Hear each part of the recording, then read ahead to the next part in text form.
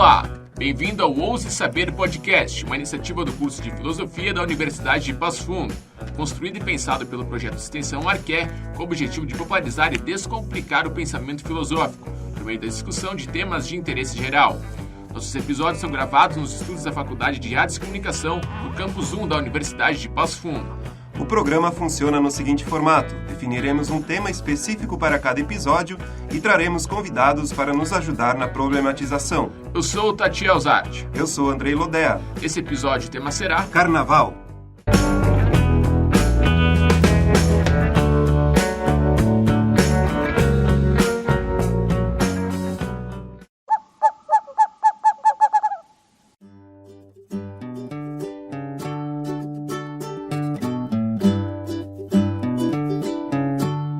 Recebemos novamente o professor Francisco Fianco. Tal de Chico.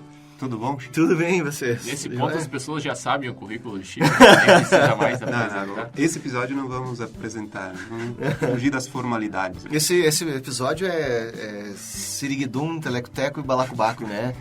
Aqui, ó, samba do alemão. Vai com o dedinho pra cima, assim. A gente acha que é tudo carnaval, festa, né? Mas o carnaval está na filosofia também, né? O carnaval é filosofável. A gente está gravando agora em uma data que é próxima ao carnaval, o pessoal está todo se preparando, muitos se preparam o ano inteiro aqui no Brasil para folia, seja aqui no sul, no Rio Grande, ou lá no Nordeste, no Norte e tal, cada um que nem dizia minha avó, já estão batendo palma já. É. Quero ver o Marcelo censurar essa. Ai, meu Deus. Então, quais os significados possíveis de uma celebração como esta, em especial na cultura brasileira? Pois é, a gente tem essa ideia do carnaval como algo super atrelado, inclusive à cultura brasileira, e que para nós, no Sul, causa uma relação muito paradoxal, que é uma maneira de fascínio e estranhamento, né? Se a gente for pensar bem assim. Eu quero dizer, antes de tudo, assim, que me parece ser uma das datas mais tristes do ano. A origem histórica desses processos está vinculada, então, a processos tradicionais da antiguidade de inversão de papéis e de suspensão de uma série de interdições morais e sociais que eram muito opressoras nessas sociedades que eram bastante estruturadas, bastante hierárquicas, né? Então, naqueles dias do ano, vamos pensar na Saturnália dos romanos, nas comemorações dionisíacas, né, dos gregos e tal, está vinculado ali uma ideia de que naquele período ali todas as coisas são possíveis em termos gastronômicos, em termos etílicos, em termos sexuais, e que as opressões do dia a dia, a disciplina do cotidiano, do resto do ano, ela era levantada. Então as pessoas podiam viver o seu desejo de forma mais livre. As coisas que ficavam só no reino da fantasia eram executadas naquele período ali. Por que isso é triste? Isso é triste porque se tu precisa de uma data do ano para ser livre e feliz, significa que no resto do ano tu não é, né? Essa é a tristeza inerente do carnaval, né? Ela vira quase uma celebração histérica justamente por isso. Quer dizer, naquele período ali, eu estou guardando para quando o carnaval chegar. Quer dizer, então por que tu não vive o teu desejo hoje? Por que o teu desejo tem que ser direcionado, fragmentado e compartimentado numa data específica e num momento específico? Aliás, uma das razões interessantíssimas pelas quais as pessoas viajam no carnaval. Porque se tu vai meter a louca, é melhor meter a louca num lugar em que ninguém te conhece, né? Aí depois tu pode voltar quarta-feira pra casa, mascado que nem gato que foge, né? Assim, e fazer de conta que nada aconteceu. Por quê? Porque lá onde tu tava, ninguém te conhecia, né? Ficam só as memórias. Uma fuga do ideal moral, né? Uma fuga do ideal moral. Inclusive. É um mecanismo desrepressivo, né? Nas sociedades tradicionais, isso era importante. Porque eram sociedades bastante rígidas em termos de moralidade. Qual é o problema para nós hoje? Nós não vivemos mais sociedades tradicionais. E, se a gente for prestar bastante atenção, nós nem vivemos mais sociedades repressoras. A gente gosta dessa ideia de que é reprimido e tal. A gente não é reprimido. A gente é quase compulsivamente obrigado a um gozo universal, a um desejo universal. né? Tu não pode dizer que não tá afim. Tu tem que estar afim. Porque tem a ver com potência, tem a ver com energia, tem a ver com desejo e tem a ver com consumo. Em geral, então, a sociedade lida com esses processos ritualizando eles, né? Veja, essas celebrações que eu estava falando são celebrações que, inclusive, têm uma relação muito forte com a religião. O nosso carnaval é início da quaresma, né? Um pouquinho antes da quaresma. Durante 40 dias, jejum, aquela história e tal, para na Páscoa Jesus ressuscitar e morrer e ressuscitar. Enfim, né? Então são 40 dias. Tu faz essa festa enorme, tu sabe que os próximos 40 dias vão ser de miséria, né? As Saturnálias e as Dionisíacas também tinham uma relação religiosa, né? De transcendência. O Nietzsche já diz lá no Nascimento da Tragédia que através do deus Dionísio, que era o deus vinho, não deus do vinho, mas o deus vinho, o limite entre as pessoas ficava menor. O que acontece é que nós vivemos uma sociedade desritualizada. Nós vivemos uma existência desmitificada. Então, aquilo que em algum momento da história da humanidade foi, de maneira muito importante, ritualizado, para nós é cotidiano. Olha que louco. A gente não tem mais um ano inteiro de rigor e disciplina que vai ser pago no excesso do carnaval. A gente tem excesso, a gente vive uma sociedade do excesso. Tem textos sobre isso, né? Do Gustave Debord, lá, a Sociedade do Espetáculo, do Lipovetsky, a Sociedade de Hiperconsumo, enfim, a ideia de hiperimagética, etc. Essa sociedade é toda uma performance pública. Ela é nosso cotidiano. Então, tudo para nós é excesso. Imagina, se tudo para nós é excesso, se a gente come mais do que a humanidade já comeu, né? Se a gente bebe mais, se tudo para nós é acessível, que razão tem para a gente sair da casa em determinada época? Não tem. O que, de certa forma, até é interessante, né? Eu, pelo menos, acho que é melhor tu viver uma existência... Eu tô lembrando agora de um livro bem interessante. História da Bebedeira. Tem tudo a ver com carnaval, né? O cara, já no primeiro capítulo, ele diz assim... É um inglês, eu não lembro o nome dele. Ele diz assim... As sociedades sempre lidaram de duas formas com o álcool. Álcool e substâncias estupefacientes, por assim dizer. Ou tu tem um consumo ubíquo, né? Tu consome todos os dias um pouquinho e nunca é uma coisa assim do... vamos se matar hoje. Não, porque, né? É cotidiano, se tu quer, tu vai lá e pega, acabou. Ou tu tem uma sociedade do controle. Só que essa sociedade do controle, ela não se mantém o tempo todo. Em algum momento, o controle tem que ser subvertido e as pessoas daí bebem até... né? Que são essas sociedades tradicionais. Não por acaso sociedades monoteístas da bacia do Mediterrâneo, né? Que tem uma moralidade, um conjunto axiológico inserido na teologia, né? Na mitologia deles, muito forte. Então, esse é o problema. Porque numa sociedade de consumo ubíquo, que tu deseja e realiza, tu deseja e realiza, tu deseja e realiza, tu não precisa ter o dia que tu vai... hoje eu vou me matar bebendo. Não tem porquê. Não tem porquê. É só numa sociedade repressora que essa lógica faz sentido. E com a conduta sexual é a mesma coisa, né? Imaginem, a pessoa que só pode realizar o seu desejo erótico no carnaval, uma vez por ano. É triste isso, porque, nos outros meses do ano, né? Quanta oportunidade perdida, vamos dizer assim. Esse é um dos paradoxos do carnaval, né? Então, assim, a minha mensagem é essa. Gente, não metam a louca em fevereiro. Metam a louca o ano inteiro. Né? Sejam felizes. Faça o carnaval todo dia. Todo dia é dia de carnaval. Desejem e assumam o seu desejo e realizem o seu desejo. Seja ele qual for. Não precisa de fantasia. Até porque a fantasia tem uma dialética muito engraçada na fantasia. Fantasia de carnaval, né? Ninguém se fantasia de uma coisa com a qual não se identifica. Só não se permite. Então, meu amigo, se tu tivesse de mulher pra ir no carnaval, te vista de mulher, no sentido metafórico, no resto do ano.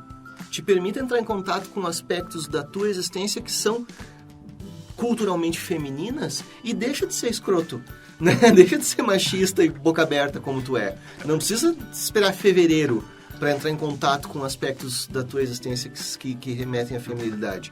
Acho que já tem uma libertação aí. Eu não sou contra o carnaval como mecanismo de libertação.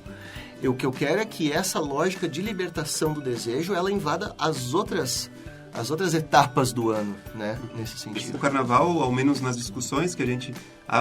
cotidianas, assim, as pessoas dizem, eu amo o carnaval, né? Não vejo a hora de chegar esses dias para eu extravasar. Claro. Ou eu não gosto do carnaval, eu não curto, né? Então, sempre gera essas questões antagônicas. De amor ou ódio, né? Amor ou ódio. Sim, sim, sim. A pessoa que não... Olha só que louco, o sujeito que diz, então eu odeio o carnaval. De alguma forma, ela tá num processo quase assim, eu não gosto porque nem no carnaval eu consigo realizar os meus desejos.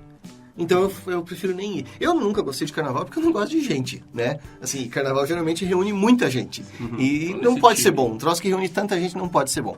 Enfim, mas o caso também um pouco é esse. Tem uma outra dicotomia na nossa cultura em relação ao carnaval que eu acho que a gente tem que chamar a atenção, que é a seguinte. O Brasil é um país de estrutura social e de imaginário colonial ainda, né? A gente tem uma maneira de pensar colonialista que tem, inclusive, repercussão racial, né? Então, vamos pensar quão destrutivo é o carnaval do ponto de vista da cultura afro-brasileira, se tu tem pessoas que passam o ano todo sendo desprezadores, sendo racistas, fazendo discriminação social com toda a cultura afro-brasileira, que acham que candomblé é coisa do demônio, que acham que lugar de preto não é na universidade, que acham um monte de barbaridades, como a gente vê as pessoas, né, falando e postando, etc. aí, mas aí em fevereiro elas vão lá sambar, né, se achando as gostosas. Mas o caso é esse, é nocivo a gente fazer essa, inclusive, apropriação cultural de um imaginário que nos é alheio.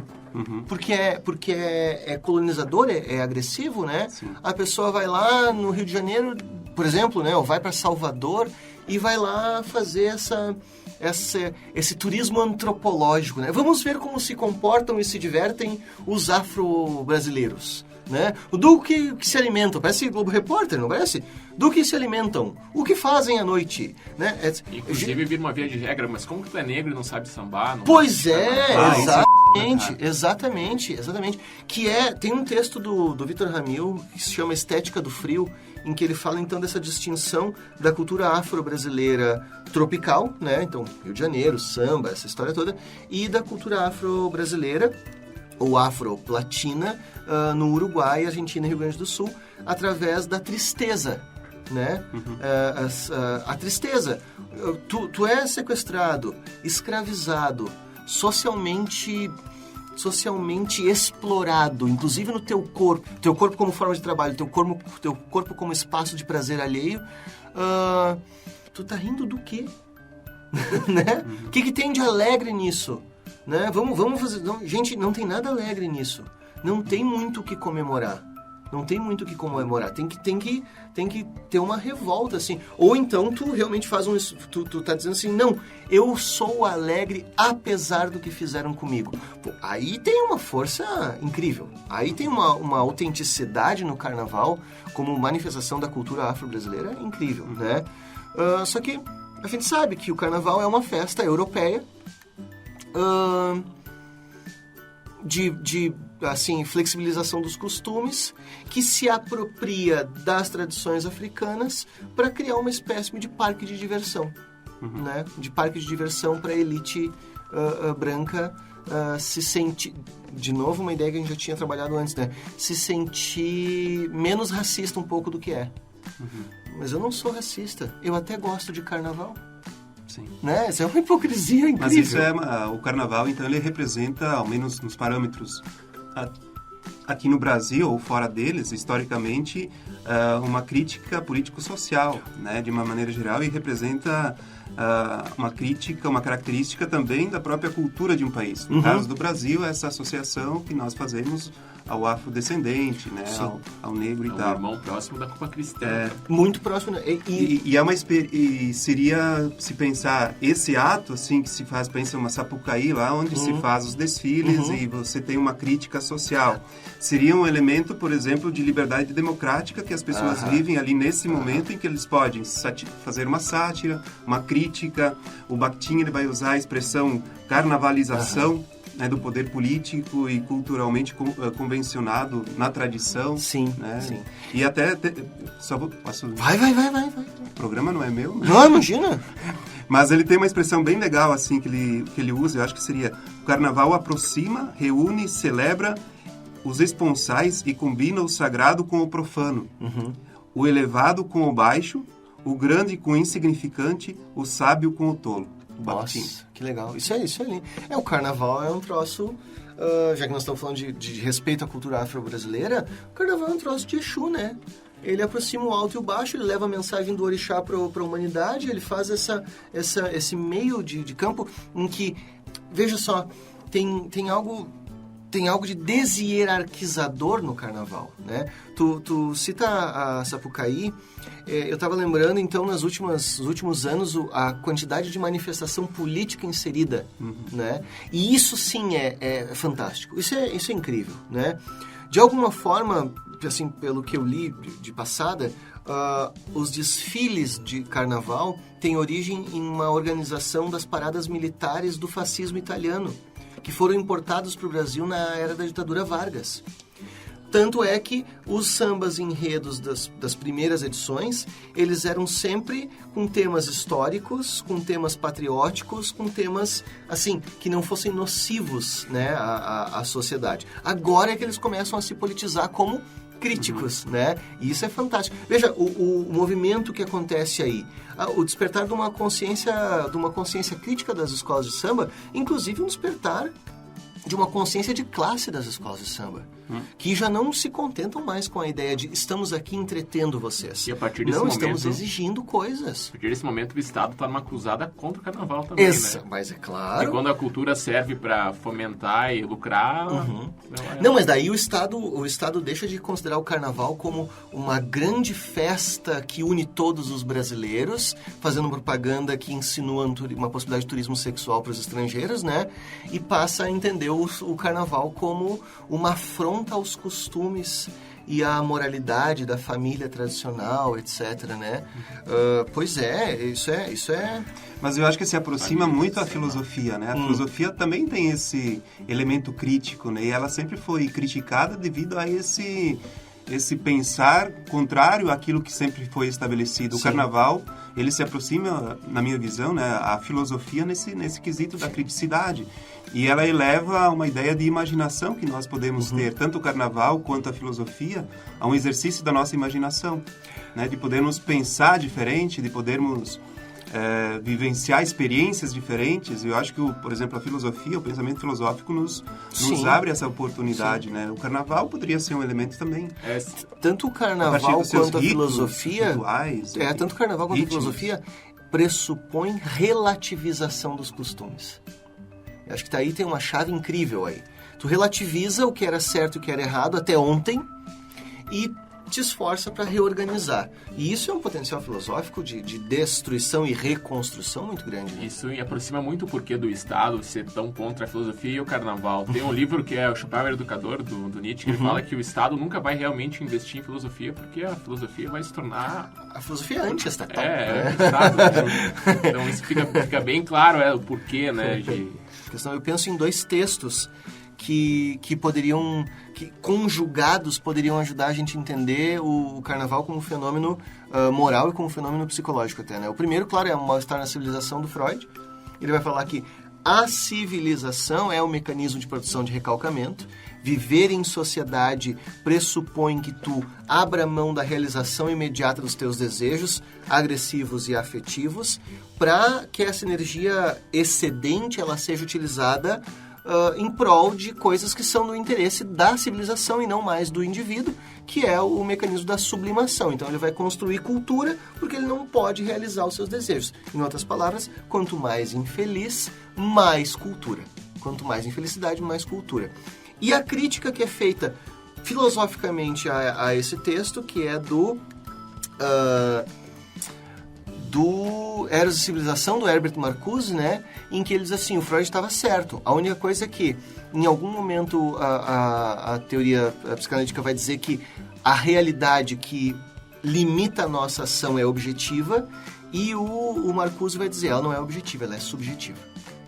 As noções morais, as noções de possibilidade que barram a realização do nosso desejo não estão dadas, elas são construídas socialmente. Se são construídas socialmente, então a gente pode desconstruí-las. É um pouco a ideia do Marcuse. O que acontece? Acontece que, na medida em que eu consigo alcançar isso, eu vou tendo uma cultura menos repressiva. Algum nível de repressão é necessária, obviamente, né? Mas é claro que não tanta repressão como a gente tem nessa nossa sociedade hierarquizada, né? Se eu tenho menos repressão, eu tenho menos energia sobrando. Se eu tenho menos energia sobrando, claro, eu vou ter menos consumo, eu vou ter menos civilização. Vamos lembrar que o consumo se alimenta dessa energia libidinal que não é utilizada no objeto do seu desejo, né?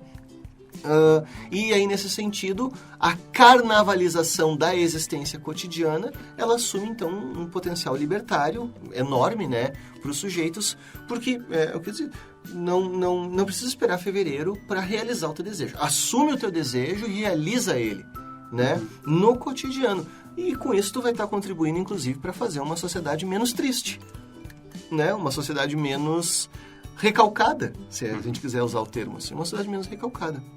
E a mensagem final é isso, né? Vivamos na putaria o ano inteiro para não precisar viajar na maionese no carnaval. Isso vai ser censurado. Mais uma frase que vai ser censurada. Mais uma frase de pi. Se você está escutando, é porque não foi. Qual vai ser a sua fantasia, Chico? Eu gosto, eu acho que esse ano eu vou aproveitar e vou de Coringa. Opa. Né? Ou vou de... Mentira, eu nem saio de casa. Ou vou de Coringa, ou iria de diretor do Parasita. E fazendo o Gangnam Style. Que pra mim é a mesma pessoa, eles são muito igual. Muito bem, obrigado por ouvir mais um episódio do Ouro Saber Podcast. A gente agradece o Chico por mais uma vez aqui participando com a gente. Fica o convite para próximos episódios. Valeu, também, gente. Novamente.